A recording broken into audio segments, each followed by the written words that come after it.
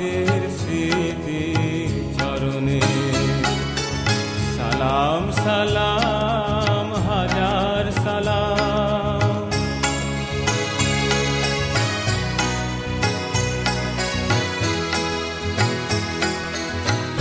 1971 সালে সেই 9 মাস যুদ্ধের ফলে আমরা এই স্বাধীন বাংলা পেয়েছি। প্রায় 30 লক্ষ শহীদের রক্তের ফলে আমরা এই স্বাধীন বাংলাদেশ অর্জিত হয়েছি। আজকে স্বাধীনভাবে চলাফেরা করতে পারছি। যে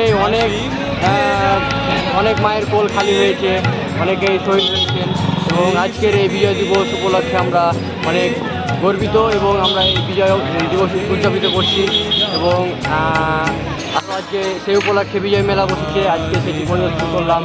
আর সূর্যোদয়ের সময় আমরা ফুল দিয়ে শহীদদের প্রতি শ্রদ্ধা নিবেদন করেছি। আর দিনটি খুব ভালোভাবে উদযাপন করলাম আমরা। ইনশাআল্লাহ আগামীতে আরও ভালোভাবে চেষ্টা করব।